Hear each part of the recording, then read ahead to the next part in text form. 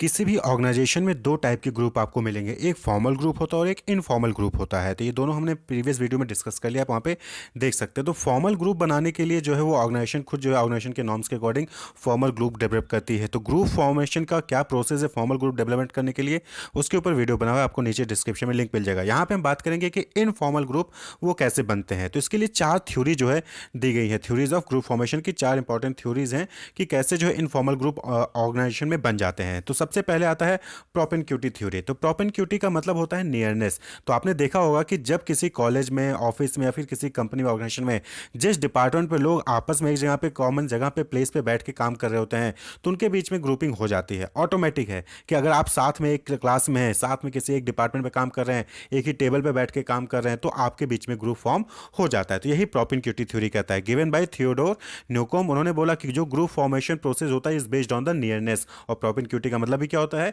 Nearness होता है। ये क्या कहता है कि state that individual affiliate with one another, यानी कि जो इंडिविजुअल होते हैं एक साथ जुड़ जाते हैं बिकॉज ऑफ स्पेशियल और जियोग्राफिकल प्रॉक्सिमिटी, यानी कि वो एक दूसरे के नज़दीक होते हैं, इसलिए उनके बीच में क्या होता है कि ग्रुप बन जाता है। आप देखते होंगे कि शहरों में क्या होता है कि फ्लैट्स में आप देख लें तो एक दूसरे को कोई नहीं जानता, लेकिन ऊपर वाला या बगल वाले फ्लैट्स को आपस में ग्रुपिंग हो जाती है। क्यों? क्योंकि उन आसपास में रहते हैं, बगल में रहते हैं। इसी तरह ऑर्गेनाइजेशन में, स्कूल में आप जाते हैं, नई क्लास में जाते हैं, नए कॉलेज में जाते हैं, तो वहाँ पे आपके साथ जो पढ़ रहा होता है, आपके सीट पे जो बगल बैठ रहा होता है, उसके साथ आप ग्रुप फॉर्म कर लेते हैं। क्यों?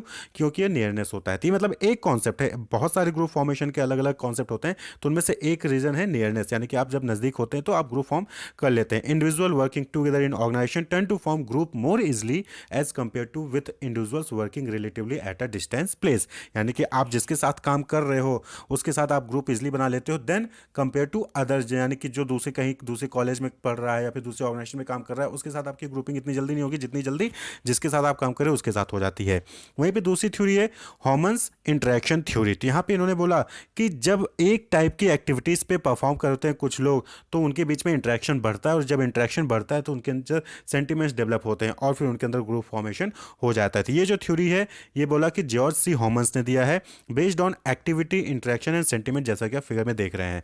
तो यहाँ पे कॉन्सेप्ट क्या है कि आप सपोज करें कि ऑर्गेनाइजेशन में आप काम कर रहे हैं, ठीक है, लेकिन आप एक साथ नहीं बैठते हैं, लेकिन आप ऐसी एक्टिविटीज़ है जिसमें आप मिलकर काम कर रहे हैं, कुछ ऐसा कोई काम है जहाँ पे आप दोनों मिलकर काम कर रहे हैं। तो जब दोनों मिलकर काम करते हैं ना, तो आपस में आपके इंटरेक्शन होगा, और जब इंटरेक्शन होगा तो एक दूसरे के लिए सेंटिमेंट्स जनरेट होते हैं और आप जो है क्या करते हो, ग्रुप बना लेते हो। तो यही चीज़ ग्रुप फॉर्मेशन होता है। तो according to George C Homans, the more activities person share the more numerous will be there interaction, यानी कि जितनी ज़्यादा एक्टिविटीज़ काम करेंगे मिलकर एक साथ, उतनी ज़्यादा उनके बीच में इंटरेक्शन होगा। And the stronger will be there shared activities and sentiments, and the more sentiments people have for one another, the more will be their shared activities and interaction। तो ये क्या होता है, ग्रुप फॉर्मेशन होता है। जैसे कि आप स्कूल में या कॉलेज में आपको क्या होता है, असाइनमेंट मिलता है, यानी आप कोई प्रोग्राम होता है या फिर कोई फेस्ट होने वाला है, तो उसमें आपको बोल देते हैं कि आप सीनियर के साथ मिलकर ये वाला काम आपको करना है। तो आप क्या है, सीनियर के साथ मिलकर काम करना है, तो दोनों लोगों ने, सीनियर और आप क्या करते हो, एक्टिविटीज़ को शेयर करते हो। तो जब एक्टिविटीज़ को शेयर करोगे तो आपस में बार बार बात होगी, और जब बात होगी तो आपके बीच में क्या होगा, ग्रुप फॉर्म हो जाएगा। तो ये होमन्स थ्योरी है, ह्यूमन्स इंटरेक्शन थ्योरी है। नेक्स्ट जो है वो है बैलेंस थ्योरी। तो यहाँ पे क्या कहता है कि यहाँ पे बैलेंस थ्योरी में कहा गया है कि आपका जो एटीट्यूड होता है किसी भी ऑब्जेक्ट के लिए, फिर गोल के लिए, वो सेम होता है, और जब सेम होता है तो फिर आप जो है ग्रुप बना लेते हो, यानी कि किसी भी चीज़ के लिए आपके विचार मैच कर रहे हैं तो आप ग्रुपिंग में आ जाओगे। जैसे कि आपने खासकर पॉलिटिक्स में देखा होगा कि कांग्रेस को सपोर्ट करने वाले अगर मिल जाए तो उनके बीच में ग्रुपिंग हो जाती है, वहीं पे भाजपा भाजपा को सपोर्ट करने वाले मिल जाए तो उनके बीच में ग्रुपिंग हो जाती है। लेकिन कांग्रेस वाला बीजेपी के साथ ग्रुपिंग कर ले, ऐसा जल्दी नहीं हो पाता। क्यों? क्योंकि दोनों के थॉट्स अलग होते हैं। लेकिन बीजेपी को सपोर्ट करने वाला आप है और बीजेपी को सपोर्ट करने वाला दूसरा है, तो उनके बीच में ग्रुपिंग जल्दी हो जाएगी। तो यानी कि एटीट्यूड, जब आप किसी ऑब्जेक्ट के लिए आपका एटीट्यूड, या काम के लिए एटीट्यूड, या पॉलिटिक्स या रिलीजन के लिए सेम होगा आपका एटीट्यूड, तो आपके बीच में ग्रुपिंग बन जाएगी। तो वही चीज़ बैलेंस थ्योरी कहलाता है। तो थियोडोर न्यूकॉम ने दिया था। इन्होंने क्या कहा कि person are attracted to one another on the basis of similar attitude towards commonly relevant object and goal, यानी कि जब कॉमन गोल होता है, कॉमन ऑब्जेक्ट होता है, और उसके लिए जब आपका एटीट्यूड भी सेम होता है, तो फिर आप जो है ग्रुप बना लेते हो। Once a relationship is formed it strives to maintain a symmetrical balance between the attraction and the common attitude. तो जब रिलेशनशिप बन जाता है ना, तो इनके बीच में एक सिमेट्रिकल बैलेंस बन जाता है और उसको मेंटेन करके रखा जाता है। अगर वहां पे इम्बैलेंस हुआ, if an imbalance occur, attempts are made to restore the balance, यानी कि कोई इम्बैलेंस हुआ, एटीट्यूड में कोई चेंज होता है, तो वहां पे जो है उसको दोबारा से रिस्टोर करने की कोशिश की जाती है। और अगर वो रिस्टोर नहीं होता है, if the balance can not be restored, the relationship dissolve फिर वहाँ पे क्या होगा, रिलेशनशिप खत्म हो जाएगा। यानी कि जब दो लोग एक सेम एटीट्यूड के साथ काम कर रहे हैं और जब अचानक से एटीट्यूड डिफर हुआ तो वहाँ पे उसको मेंटेन करने की कोशिश की जाती है, लेकिन अगर मेंटेन नहीं हो पाया, एटीट्यूड सेम नहीं हुआ, तो फिर क्या होगा, वहाँ पे कहीं ना कहीं आप अलग हो जाओगे। तो दैट इज बैलेंस थ्योरी। और नेक्स्ट जो थ्योरी ऑफ ग्रुप फॉर्मेशन है दैट इज एक्सचेंज थ्योरी। यहाँ पे सिंपल सी बात है कि ग्रुप फॉर्म आप तभी करोगे जब आपको लगता है कि आपका कोई बेनिफिट होने वाला है सामने वाले से, तो आप ग्रुप फॉर्म करते हो। तो ये डेवलप किया गया है सोशलिस्ट जॉर्ज हॉमन्स द्वारा। तो based on reward cost outcome of interaction, यानी कि अगर आप किसी से इंटरेक्ट करोगे तो उससे क्या कॉस्ट आएगी या फिर क्या बेनिफिट होगा, उसके बेसिस पर आप ग्रुप फॉर्म करते हो। ये सोशल एक्सचेंज थ्योरी कहते हैं इसको।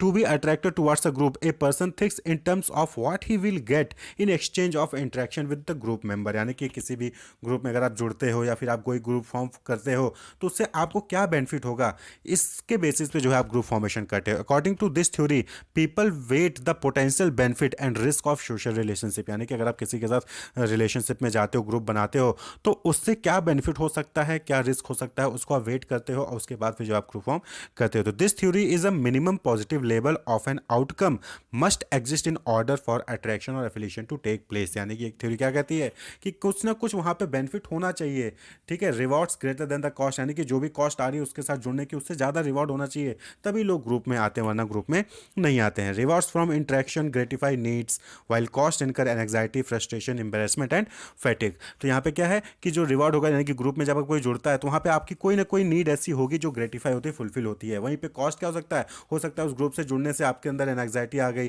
फ्रस्ट्रेशन आ गया, एम्बेरसमेंट हो गया, फिर फैटिग हो गया। तो ये जो है उसकी कॉस्ट भी हो सकती है किसी ग्रुप से जुड़ने का। वहीं पे ग्रुप में जुड़ने का कुछ ना कुछ आपका बेनिफिट भी होता है। सपोज करिएगा आप ऐसे ग्रुप में जुड़ गए जहाँ पे लोग आपको चिढ़ा ही रहे हैं, तो चिढ़ा रहे हैं तो आपके अंदर फ्रस्ट्रेशन आएगा, एंग्जाइटी आएगा, यानी कि आए दिन आप पे कमेंट करते हैं, तो आप उस ग्रुप को छोड़ना चाहते हो। तो एक्सचेंज थ्योरी यही करता है कि आपको अगर किसी ग्रुप में बेनिफिट है तो आप जोड़ते हो, नहीं तो नहीं जोड़ते हो। एक्सचेंज थ्योरी तो propinquity theory, human interaction theory, balance theory और एक्सचेंज थ्योरी, ये चारों थ्योरी खासकर इनफॉर्मल ग्रुप यानी कि ग्रेपवाइन ग्रुप को बनाने के लिए पे डिपेंड करते हैं। Wish you all the best, keep watching.